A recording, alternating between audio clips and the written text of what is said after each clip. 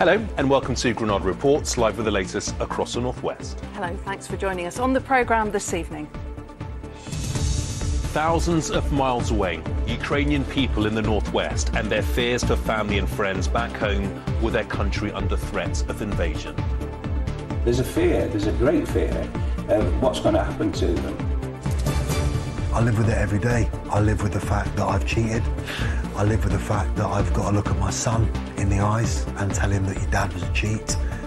He opened up about being a drugs cheat. Now, former rugby league pro Jamie is helping to build healthy minds and muscles. Are you? Shut up, you posho. He was the poshest man in Coronation Street. Now he's here with Patricia Hodge, starring in the Noel Coward classic, Private Lives. And the first of our name storms for this week, Dudley, is upon us, with another to come on Friday. You'll need all the weather details, and they're coming up later. Well, first tonight, their homeland may be thousands of miles away, but Ukrainians living in the northwest say they fear the worst with their country under seemingly imminent threats of invasion. Yeah, well, the news is all about world leaders talking. Those Ukrainians who've made their home here are worrying for the safety of their family and friends. The Ukrainian Cultural Centre in Manchester has been a focal point for them for 60 years. People there told our reporter Claire Hannah they're afraid to switch on the television in case they see news that Russia has decided to invade. These are the pictures we're seeing at the Ukrainian border. Russia says it is withdrawing troops, but NATO says otherwise. And although this is almost 2,000 miles away, it is having an impact here. The Ukrainian Cultural Centre has been in Cheetham Hill for 60 years, giving support to the Ukrainian community across Manchester. And people here are worried. Anxious is definitely a word that comes forward. Very, very concerned about the way that this is developed and how quickly it's developed. This is a massive build-up of 130,000 troops are virtually surrounding Ukraine. 60% of his forces. For him to do that is actually showing a clear intent that he wants to invade.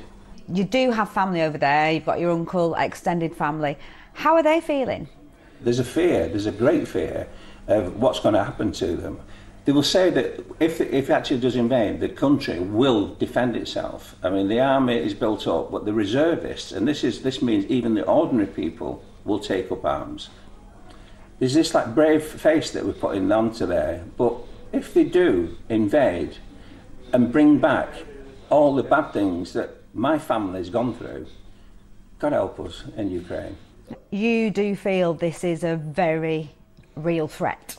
It's almost the comparisons, you keep hearing the comparisons of, is this what Hitler did in the war, that it led with them first of all threatening and then going into the Polish territory and then the West having to react to this, because there's a feeling that it won't finish with Ukraine. We do have people who say, you know, let them just get on with it, you know, we shouldn't get involved. What is your response to that? It won't stop with Ukraine. You can't trust Russia at all in this situation. Ukraine now, who's next? There is defiance here too, though, along with the hope it won't happen. You know, doesn't matter what he do, you know, they put him, because he wants to take Ukrainian over. You see, the Russian people is nice, you see, but him is an idiot. Bad news in that we're not sure whether Russia will invade Ukraine, but I doubt it. He's got too much to lose. There was speculation today was the day, but for now, both in Ukraine and here, it's now a waiting game. Claire Hannah, ITV News, Cheetham Hill. And there will be more news about the situation in Ukraine on the ITV News, which is coming up after us this evening. Well, on to other news here now, and the children's home in Bolton that's been shut down after less than 6 months after inspectors found serious and widespread failures. The Ofsted report revealed one boy had not bathed, changed his clothes or been given a home-cooked meal since he arrived at the private home last September. Inspectors say only 2 members of staff at the home had childcare qualifications. Well, the home is run by Achieve Care Homes in Bolton. We contacted them for comment and they sent us this statement. In response to your question, we have voluntarily revoked our registration after the incidents that occurred in our care home, and we are working with the local authority to investigate it further. A 13-year-old girl has been arrested after 2 pupils were taken to hospital when gas was released from an aerosol can at a school in Manchester. Emergency services, including a specialist hazardous area response team, were sent to St Paul's RC High School in Wythenshawe. Medics took 2 pupils to Wythenshawe Hospital with minor breathing difficulties. A 13-year-old girl is in custody. High winds from Storm Dudley are causing oil to wash up on shorelines in our region after a pipe ruptured under the Irish Sea. The fuel line run by ENI UK has now been shut off after the equivalent of 500 barrels of oil spilled out. The firm say they have clean-up teams on site in Blackpool after reports of small balls of tar washing ashore. Visiting restrictions are being eased at Morecambe Bay NHS Trust sites in Lancashire and Cumbria. From tomorrow, a controlled booking system will be reinstated to enable 1 named visitor per patient to visit. Visits will be limited to a maximum of 1 hour a day. Restrictions will remain in place on wards where there are patients with COVID. Well, next this evening, we meet the 19-year-old who came to the northwest with nothing but the clothes on his back. Yeah, it's 6 months since thousands of refugees fled Afghanistan after the capital, Kabul, was seized by the Taliban.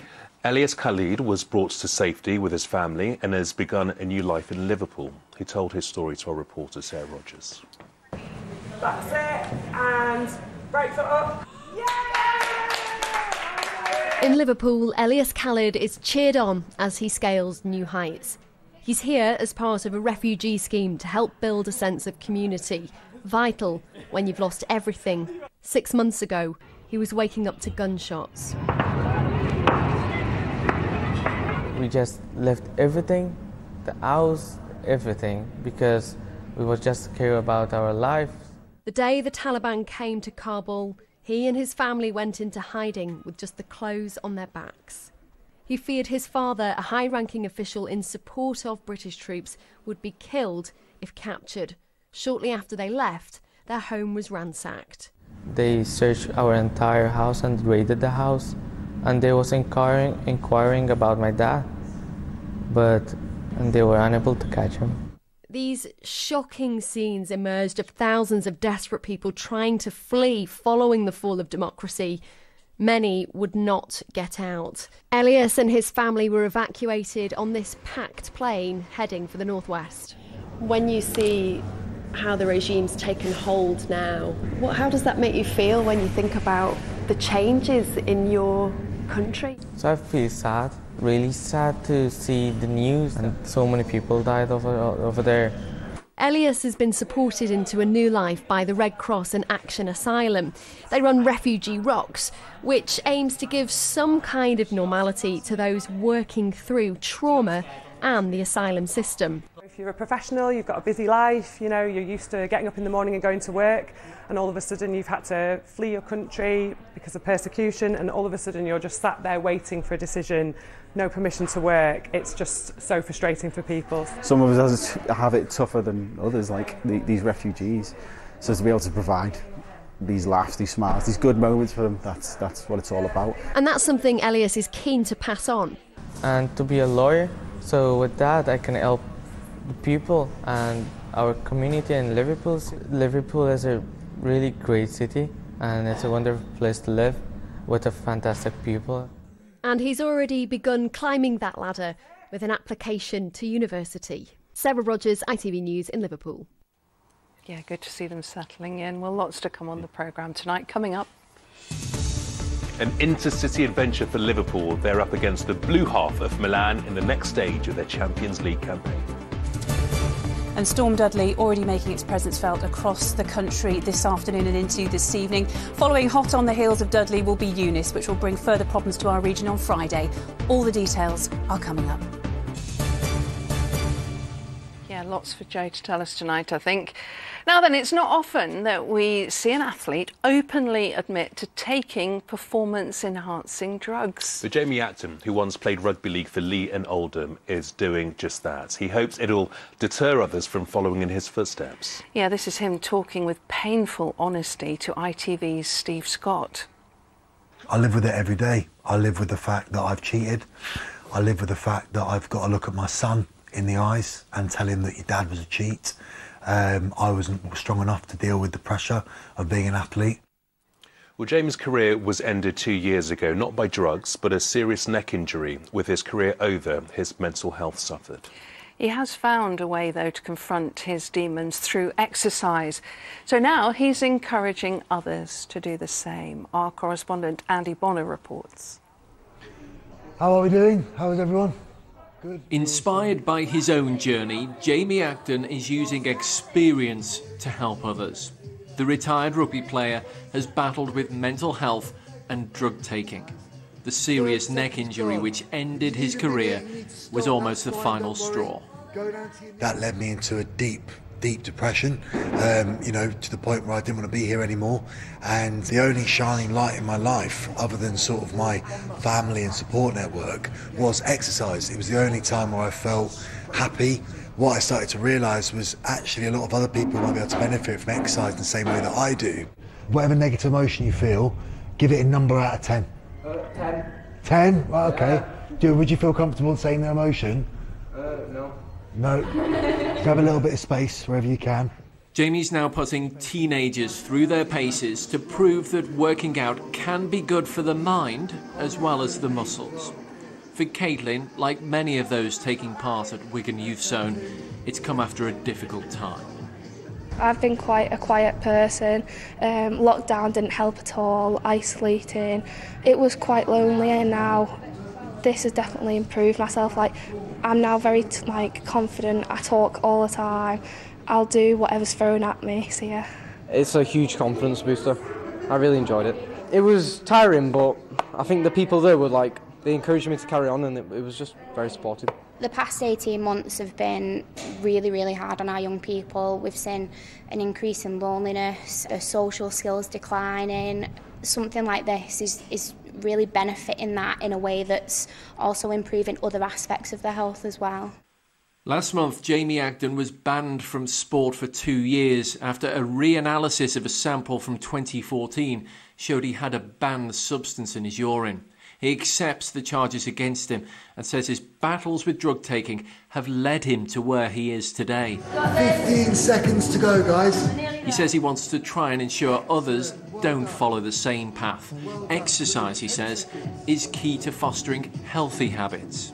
If you can get through those physical hurdles in small workouts and you develop your self-confidence and esteem through those processes, you can transfer that into the rest of your life as well. I asked him the question to start, how are you feeling out of 10 in terms of the worst demon you're feeling today? There was loads of 8s and 9s, and that came down right down to 4s and 5s in the space of 10 minutes, so it's working. Jamie's created an app called Banish, which uses exercise to rid people of their psychological demons. He hopes it will keep these youngsters both physically and mentally healthy long after these sessions have finished. Well done, proud of you guys. Andy Bonner, ITV News, Wigan. And you can find out more information about Jamie Acton's work and his app Banish on our website. You'll find that at itv.com/Granada. OK, time for sport now, and Liverpool are back in the hunt for their 7th Champions League tonight.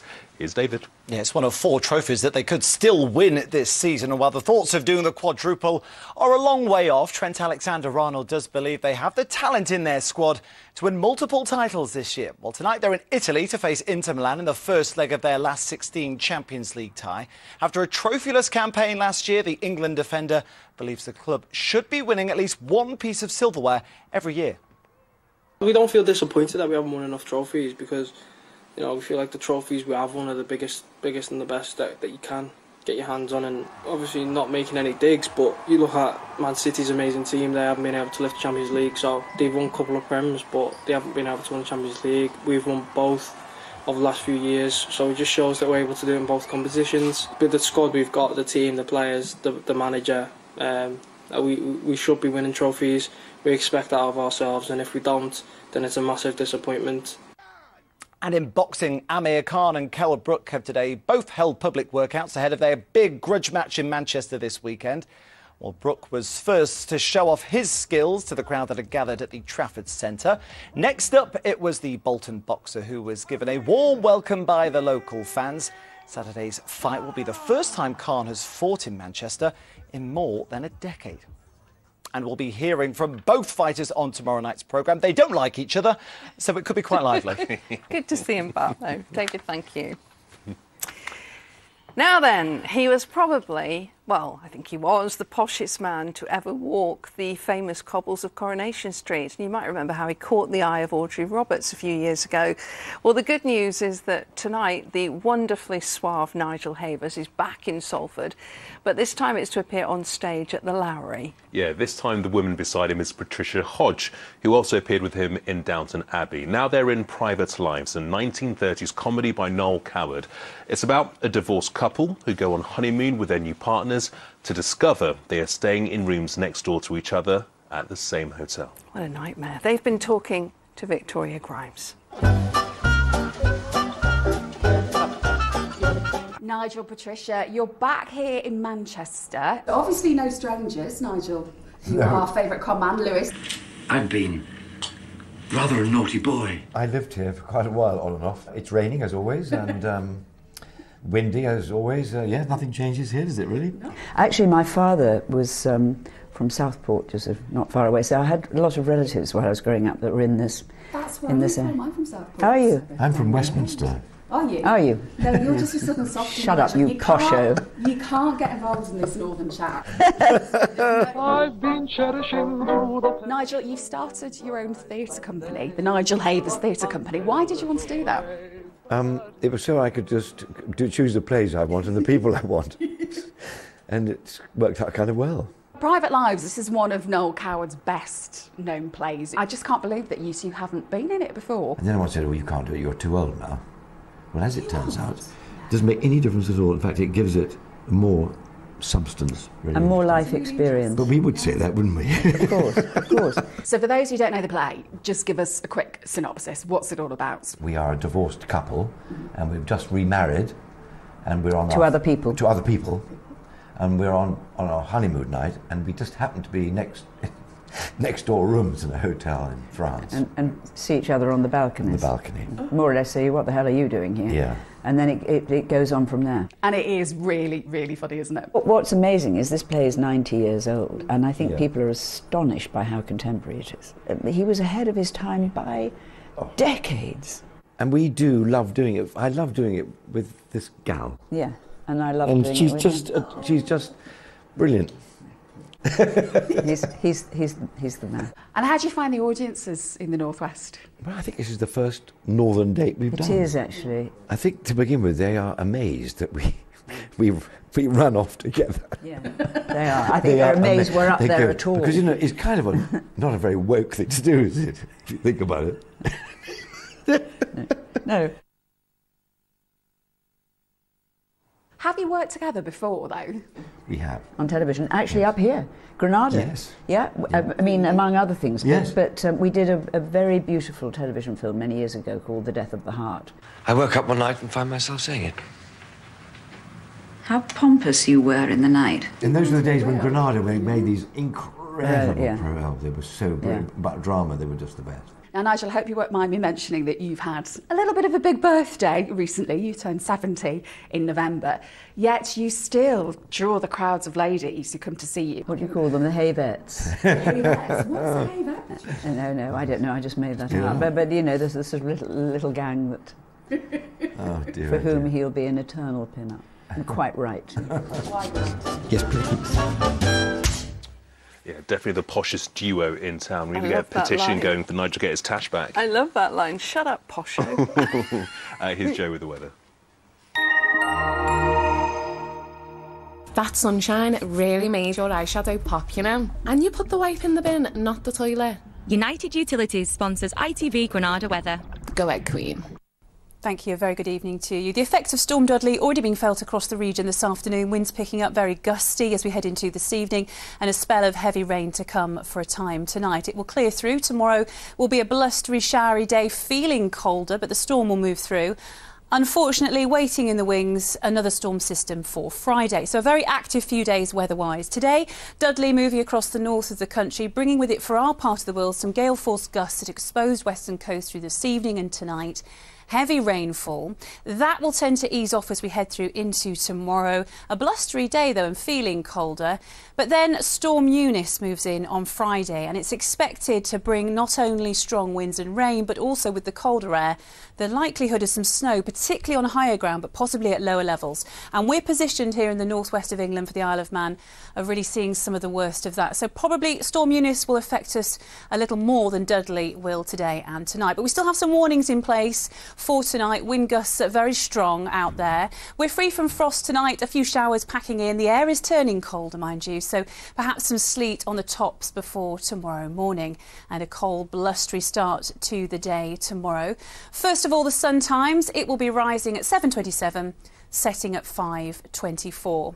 So a blustery, cold feel to the day tomorrow. Sunny spells, scattered and at times heavy showers, and some of these turning to sleet and snow on the very tops of the hills in our region. Not as stormy, though, as this evening and overnight. Thankfully, a bit of respite perhaps before that very unpleasant day ahead on Friday. Take care. United Utilities sponsors ITV Granada weather. Those eyebrows are unreal.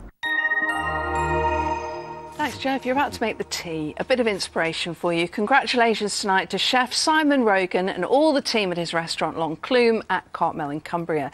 They've just been awarded their 3rd Michelin star. Yeah, they're the first in the Northwest and join only 8 3-Michelin star restaurants in the country. The awards were announced this morning. Yeah, congratulations also to Mark Birchall, who, in addition to already having 2 Michelin stars for Moor Hall in Lancashire, now has another for the Barn, which is next door. So well done to them. That sounds great. And boss, if you are listening and looking for a venue for the Granada Reports Away Day, just a thought for you. I think it might be beyond our budget. We're all coming to your place for lasagna, I think. Everyone's welcome. Everyone's welcome. You heard it. We'll see you later. Bye-bye.